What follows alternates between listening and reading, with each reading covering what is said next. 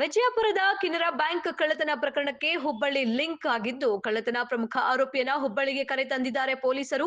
ಕದ್ದ ಬಂಗಾರವನ್ನ ಶಾಲೆಯಲ್ಲಿ ಬಚ್ಚಿಟ್ಟಿದ್ದ ಈ ಖದೀಮರು ಕಳ್ಳತನ ರೂವಾರಿ ಶೇಖರ ಎನ್ನುವ ಆರೋಪಿಯನ್ನ ಕರೆತಂದು ಹುಬ್ಬಳ್ಳಿಯ ವಿವಿಧ ಕಡೆ ಸ್ಥಳವನ್ನ ಮಹಜರು ಮಾಡಿಸಿದ್ದಾರೆ.